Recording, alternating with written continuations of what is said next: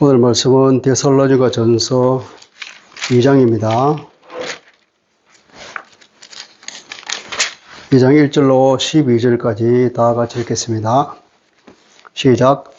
형제들아, 우리가 너희 가운데 들어간 것이 헛되지 아니한 줄을 너희가 친히 아나니, 너희가 아는 바와 같이 우리가 먼저 빌립보에서 고난과 능력을 당하였으나 우리 하나님을 힘입어 많은 싸움 중에 하나님의 복음을 너희에게 전하였노라.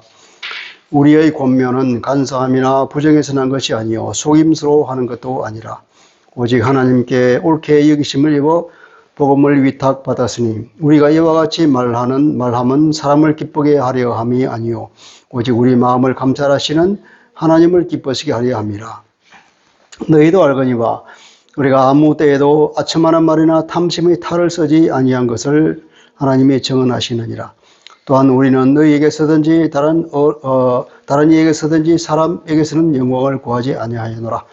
우리는 그리스도의 사도로서 마땅히 권위를 주장할 수 있으나 도리어 너희 가운데서 유순한 자가 되어 유모가 자기 자녀를 기름과 같이 하였으니, 우리가 이와 같이 너희를 사모하여 하나님의 복음뿐 아니라 우리의 목숨까지도 너희에게 주기를 기뻐하면 너희가 우리의 사랑하는 자 됨이라.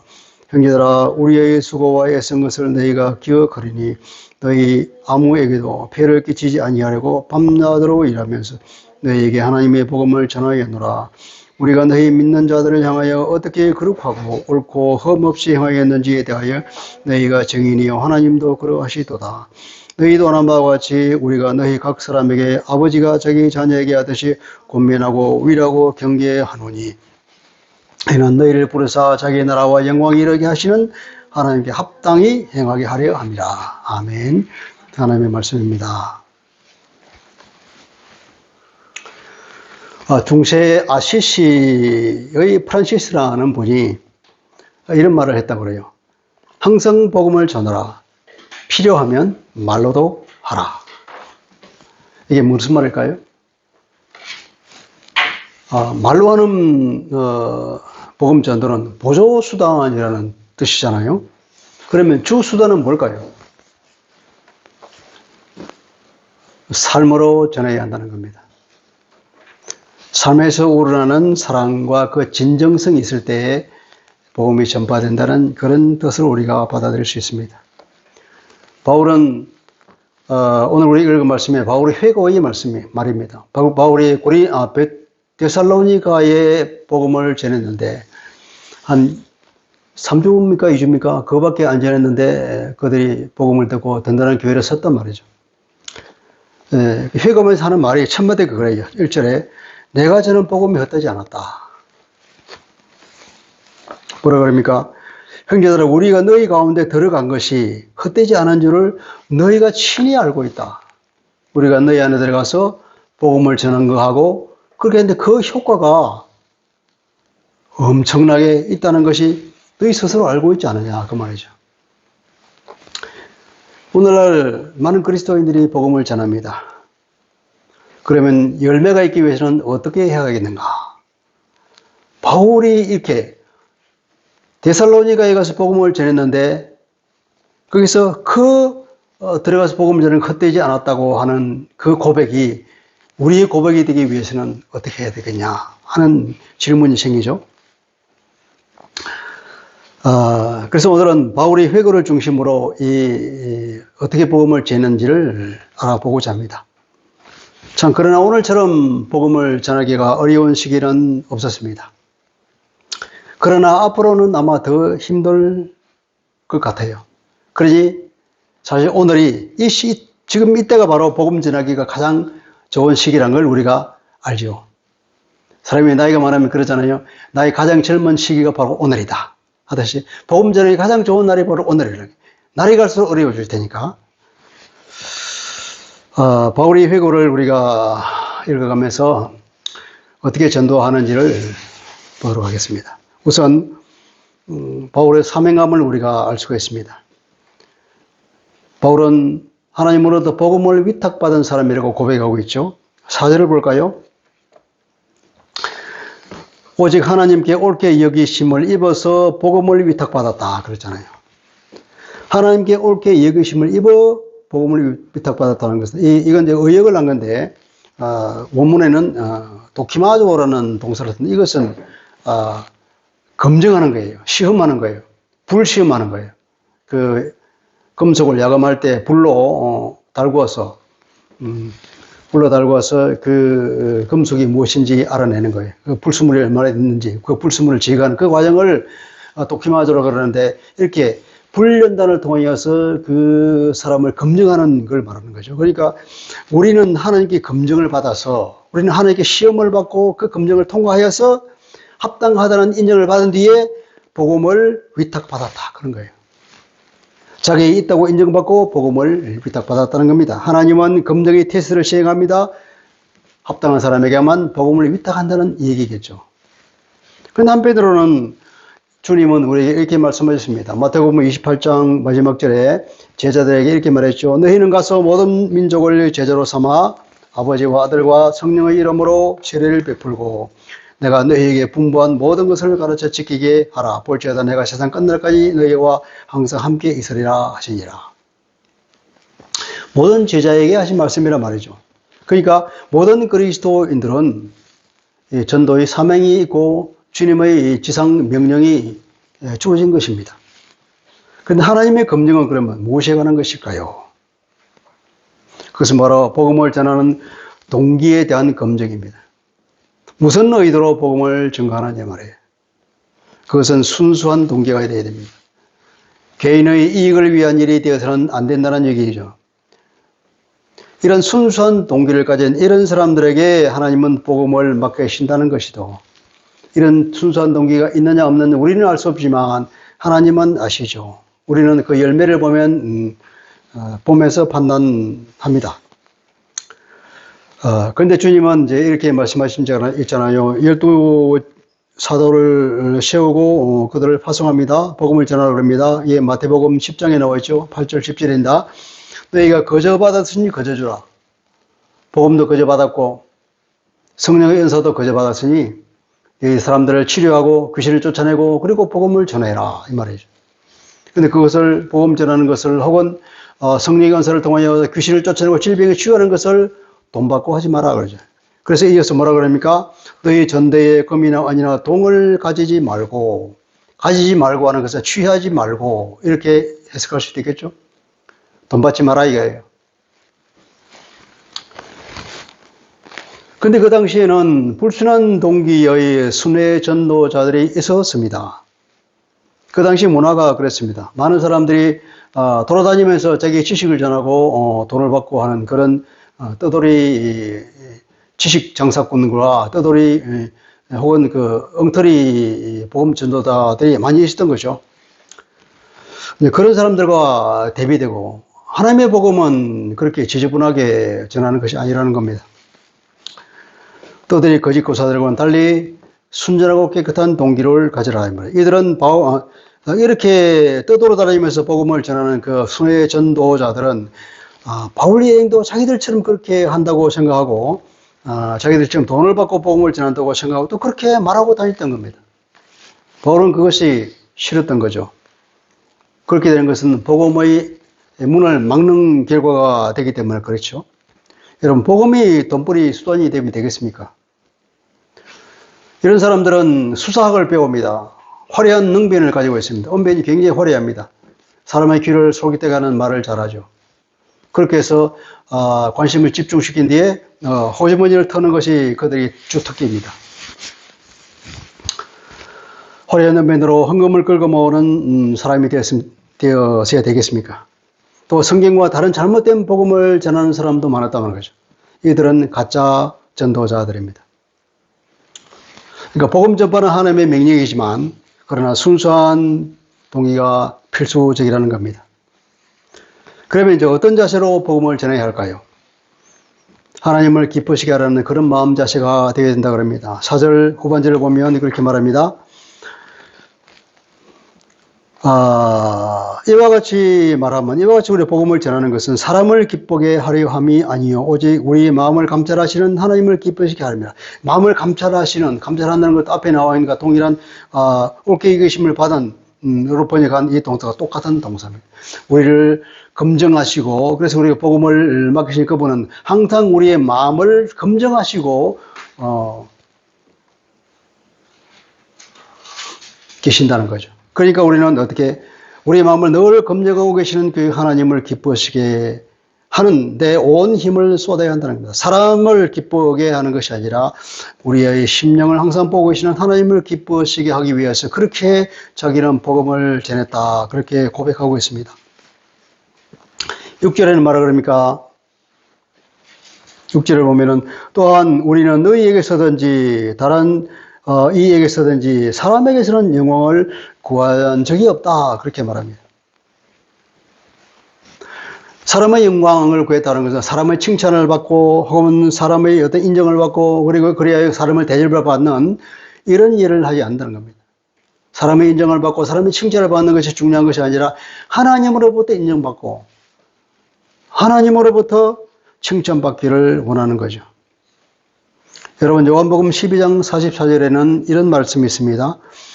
관리 중에도 예수를 믿은 사람들이 있었는데 그들은 드러내놓고 자기가 예수 믿는다고 말하지 못했다고 그럽니다. 왜냐하면 그들은 사람의 영광을 하나님의 영광보다 더 사랑하였더라. 그러니까 출교를 당할까 봐 믿는다는 사실을 드러내지 못했다는 거죠. 이 사람들은 하나님의 칭찬보다도 사람의 칭찬과 인정을 더 중요시했다는 겁니다. 이런 사람은, 이런 수준에 머무는 사람은 전도자가 되지 못한다는 것입니다. 그러면 구체적으로 이제 전도의 방법에 대해서 봅시다. 바울은 어떻게 전도냐면은 첫째, 담대하게 복음을 전했다고 합니다. 우리 2절로 다시 돌아가 볼까요? 너희가 아는 바와 같이 우리가 먼저 빌립보에서 고난과 능력을 당하였으나 우리 하나님을 힘입어 많은 싸움 중에 하나님의 복음을 너희에게 전하였다. 그럽니다. 바울이 일행한 많은 고난과 능력을 이미 빌립보에서 다 당했습니다. 여러분, 그것은 사도행전 16장에 자세히 나와 있죠? 폭동이 일어났습니다. 그들의 시기하는 사람들을 사주에 따라서. 그래서 관리들이 그들을 잡아가서 옷을 벗기고 매질을 하지요. 그리고 감옥에 집어넣고 착고를 치웁니다. 이 얼마나 욕된 일입니까? 이 얼마나 고난이 되겠습니까? 이런 일을 빌립보에서 당했지만 그러나 여기 와서도 여전히 복음을 전한다는 겁니다. 그리고 많은 싸움 중에 복음을 전한다 그러죠. 많은 싸움이라 그러는데 이것은 헬라말로 아곤이라 그러는데 아곤, 영어로 에거니라는 말이죠. 에거니가 고뇌잖아요. 어려움, 굉장히 어려움과 고난이다. 많은 반대와 많은 장애와 어려움이 그 어려움과 장애를 뚫고 복음을 전했다는 겁니다. 그리고 하나님 안에서 복음을 내게 전했다. 복음을 전했다 하는 이 말은 단순한 말을 하다 하는 뜻이 아니라 담대히 말한다는 겁니다. 아주 자유롭게 전혀 거침이 없이 자기가 하고 싶은 말을 있는 그대로 그냥 담대하게 말한다는 그런 의미를 가진 단어입니다. 그러니까 하나님을 의지하여서 복음을 담대히 말했다. 문자적으로는 하나님 안에서 복음을 담대히 말했다. 그래 말이죠. 하나님 안에서라는 건 하나님을 의지한다는 거죠. 하나님을 의지하고 하나님의 능력에 의하여서 혹은 하나님의 보호하심을 믿는 그 믿음 안에서 복음을 전해야죠. 굳건한 믿음 가운데에 담대하게 거침없이 복음을 전하는 이런 태도, 이것이 반드시 필요한 것입니다.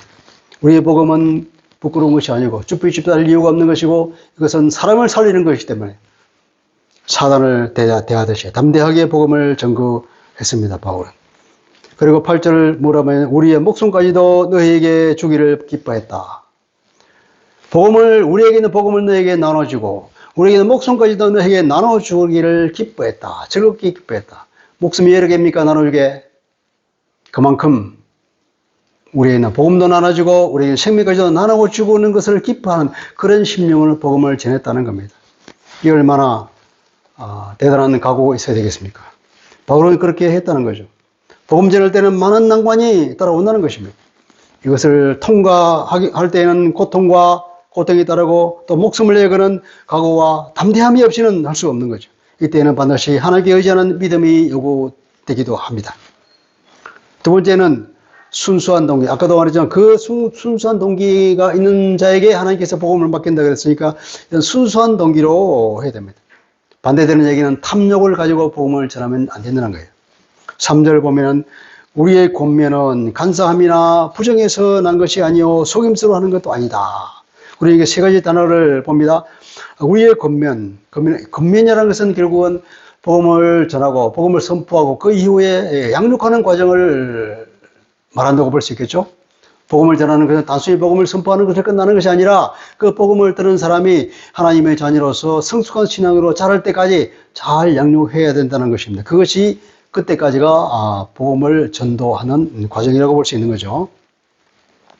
이 권면이라는 것은 권면은 우리가 복음을 선포하고 양육하는 전 과정에 걸쳐서 하는 우리의 태도는 뭐냐면 간사함과 부정함과 속임수가 아니다. 첫째 간사가 없고 두 번째 부정이 없고 두 번째 속임수라는 것이 아니다. 이 세 가지를 조심해야 된다는 거예요. 간사함이라는 뜻은 옳은 뜻은 뭐냐면 탈선한다는 거예요.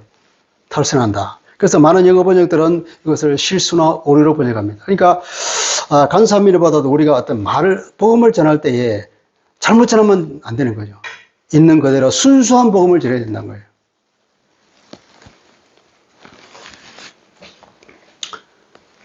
바울의 대적자들이 그렇게 주장했습니다. 바울은 부정확한 지식을 전한다. 바울은 예수님을 따라다닌 사도가 아니다. 주로 이 사람들은 유대인 그리스도인들인데 율법을 지켜야 한다고 하면서 바울 들어 부정확한 복음을 말한다고 비난하고 힐난했죠. 그것이 고린도서에 잘 나와 있잖아요. 바울은 그렇게 말합니다. 바울은 주님으로 받은 절대 진리를 가지고 있었고 결코 오류가진 순전한 복음을 전했습니다. 오류 있는 복음을 전하면 안 되겠죠. 두 번째로는 부정에서는 불개를 한 겁니다. 더러운 것이에요. 도덕적 부패나 어떤 불순한 동기, 불결한 동기를 말하는 거죠. 이방 종교는 일반적으로 도덕적 타락이 있습니다. 매춘 같은 것. 두 번째, 순회 철학자들은 돈을 벌기 위해서 그렇게 하고 다닙니다. 이런 사람들은 다 도덕적으로 타락하고 그리고 탐욕에 젖어 있는 겁니다. 복음은 그것으로부터 자유합니다. 정말 깨끗하고 깔끔합니다.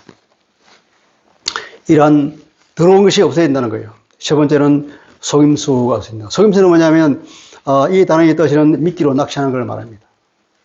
여러분, 말을 던져가지고 그것을 미끼로 삼아서 돈을 낚아채는 사람들이 얼마나 많습니까?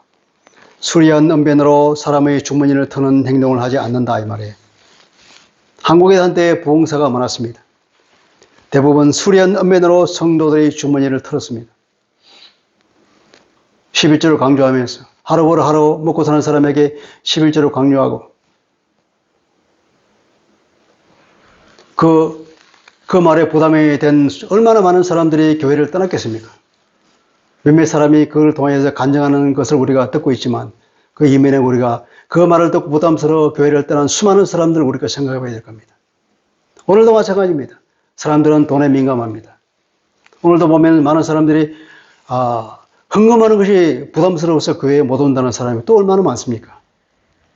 바울은 철저하게 여기에 대해서 금지한 거예요. 사람들로 하여금 돈의 부담을 절대로 가지지 말도록 해야 된다. 9절에도 보면은 너희 아무에게도 폐를 끼치지 아니하려고 우리가 밤낮으로 일하면서 너에게 하나님의 복음을 전했다고 합니다. 폐를 끼친다고 하는 것은 문자적으로는 짐을 지우지 않으려고 했다는 겁니다. 무슨 짐이겠습니까? 특별히 재정적인 부담을 말하겠죠. 복음 전도의 순수한 동기가 오염되지 않도록 혹여 복음 전도에 방해가 되지 않도록 반대자들에게 책 잡힐 일을 원천적으로 차단하려는 목적으로 바울은 자비량 선교를 했습니다. 그런 권리를 포기했습니다. 고린도전서 9장에 보면 이런 말이 있습니다. 모세의 율법에 곡식을 밟아 떠는 소에게 망을 씌우지 말라 기록하였으니 하나님께서 어찌 소들을 위하여 염려하심이냐 오로지 우리를 위하여 말씀하심이 아니냐 과연 우리를 위하여 기록된 것이니 밭가는 자는 소망을 가지고 갈며 곡식 떠는 자는 함께 얻을 소망을 가지고 떠는 것이라. 우리가 너희에게 신령한 것을 뿌렸은즉 너희의 육적인 것을 거두기로 과다하겠느냐.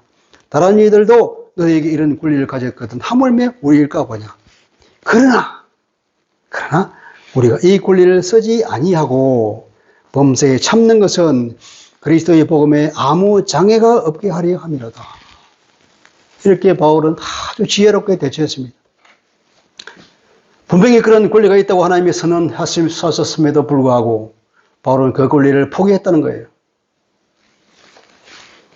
그래서 자기가 밤낮 속에서 자기가 쓸 것을, 교회에 필요한 것들을 자기가 벌어서 충당하고 복음을 듣는 사람들에게는 조금도 재정적 부담을 지우지 않았다는 얘기 아니겠습니까? 그런 정말로 비둘기같이 숭일하고 뱀처럼 지혜롭게 행동했습니다. 복음 전파에 장애가 될까 봐서, 혹은 대적자들에게 비방거리로 대적자들이 삼을까 봐서. 세 번째로는 유대 랍비의 전통이 그렇습니다. 율법을 가르칠 때 돈을 받지 말라는 그 랍비들의 전통이었습니다. 5절에 보면은 우리가 아무 때에도 아첨하는 말이나 탐심의 탈을 쓰지 아니한 것을 하나님이 정은하시네. 하나님의 정인이시다. 우리는 어느 때에든지 아첨하는 말, 탐심의 탈을 씁니다. 탈이라는 것은 우리가 번역을 이렇게 했는데 속임수예요. 위장하는 거예요. 그러니까 탐심의 탈이라고 하더라도 탐심을 숨기는 거예요. 어떻게 탐심을 숨깁니까? 다른 것을 위장하는 거죠. 아첨하는 말로 위장하고 그 탐심을 숨기는 거예요. 그러니까 아첨하는 말, 다시 말하면 탐심을 숨기는 그런 행동을 하지 않았다는 거예요.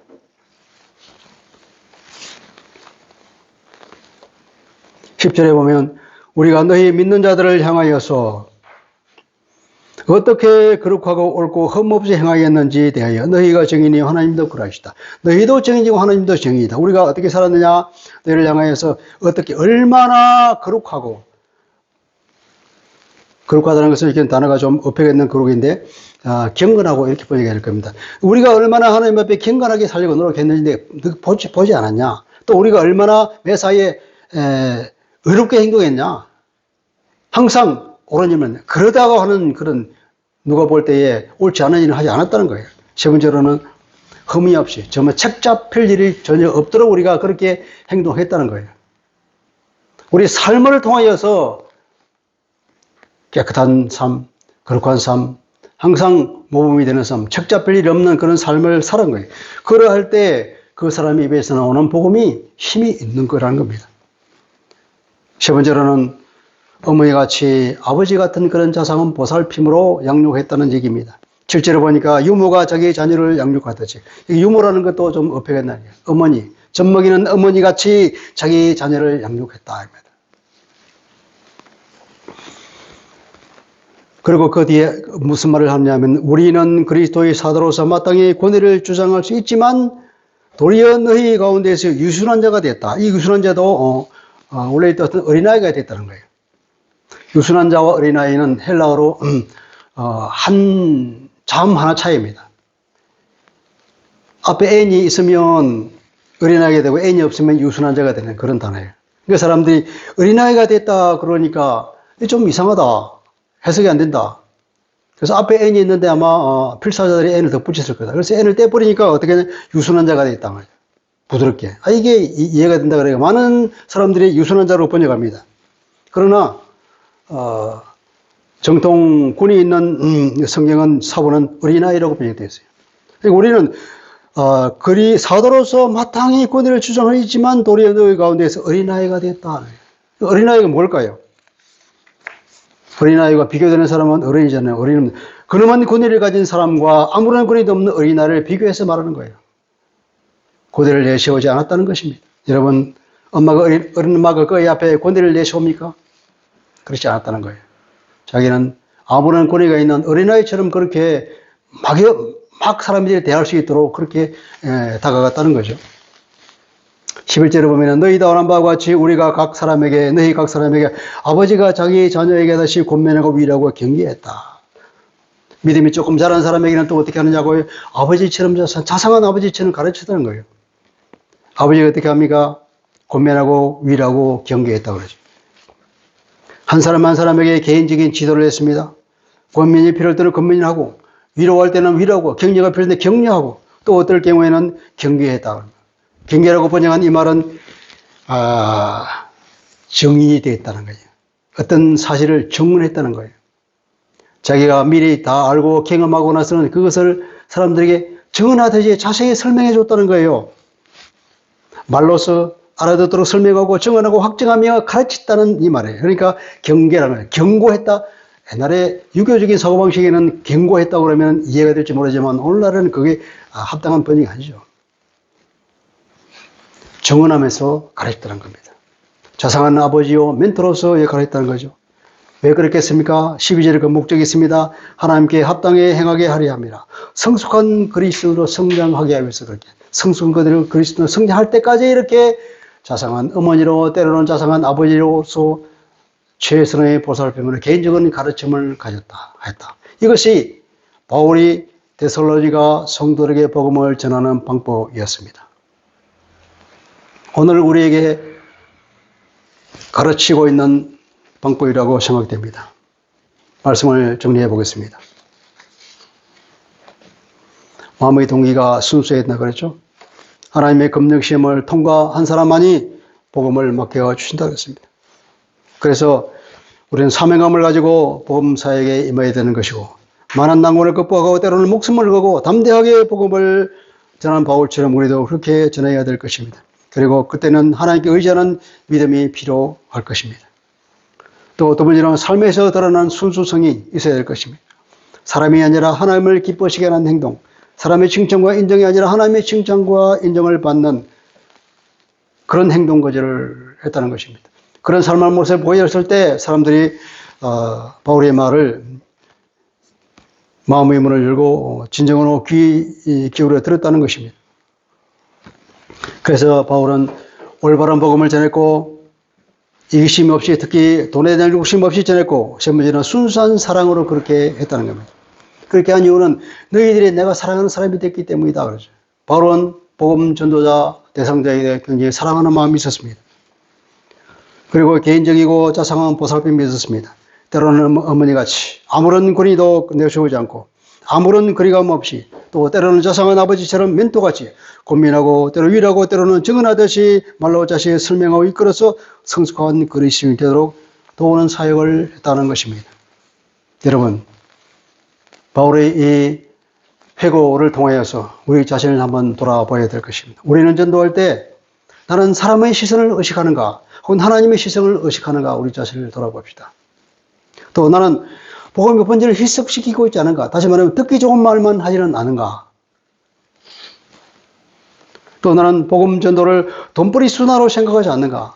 돈벌이는 아니라 할지라도 그 복음을 전도를 통해 사람의 인정을 받고 칭찬받기 위한 수단으로 사용하지 않는가? 다만 나는 전도 대상자를 과연 사랑하고 있는가? 아니면 그 사람들의 영혼을 조종하기를 바라는가? 안 그러면 그 사람이 내가 그 사람을 섬기는 것이 아니라 그 사람이 나를 섬겨주기를 바라고 있는가? 나에게 과연 희생적 사랑이 있는가? 나에게 어떤 것도 내어줄 마음의 준비가 되어 있는가? 우리 자신을 돌아봅시다. 그리고 내가 전도하는 전도 대상자 앞에서 내 삶은 경건하고 의롭고 그리고 흠잡을 데가 없는 모습으로 비춰지고 있는가? 여러분, 이런 모든 질문 앞에 우리가 긍정적이기를 바랍니다. 그의 삶의 모든 기회에 복음을 담대히 전하고 또 그 사역이 헛되지 않은 사역이 되기를 주님의 이름으로 축복합니다. 기도하겠습니다. 좋으신 아버지, 오늘은 바울 사도가 데살로니가 교회에 그 짧은 기간에 복음을 전하여 대단히 훌륭한 성과가 났는데 그것을 바라보면서 자기는 그 데살로니가 사람들에게 들어간 것이 헛되지 않았다고 우선 선언하면서 어떻게 복음을 전하였는가를 회고하는 것을 우리가 들었습니다. 바울은 순전하고 깨끗한 동기를 가졌으므로 하나님의 인정을 받고 복음을 위탁받았다고 고백하고 있습니다. 그래야 그 복음을 받은 사람으로서 그 사명감을 가지고 어떤 어려움과 난관이 있더라도 뚫고 나가는 강인함과 담대히 복음을 전가하고 그래서 하나님께 의지하는 믿음을 가지고 복음을 전강을 보게 됩니다. 또 사람들에게 척 잡힐 일을 아예 처음부터 하지 아니하려고 자기의 모든 권리를 포기하면서 자비랑 선교를 하면서 밤낮으로 일하면서 그들에게 복음을 전하고 그들을 순전히 사랑하는 마음으로 전하시며 또 그들을 양육하는 과정에서는 어머니처럼 아버지처럼 아무런 권위로 내세우지 아니하며 자상하게 가르치고 이끌어서 드디어 성숙한 그리스도인이 될 때까지 양육하는 그 바울의 모습을 보았습니다. 우리도 이제 복음을 전할 때 이러한 마음가짐으로 이렇게 그들을 뜨겁게 사랑하는 마음으로 온전히 순수한 동기에서 복음을 전하는 사람 되게 하여 주옵소서. 예수 그리스도의 이름으로 감사하며 기도합니다. 아멘.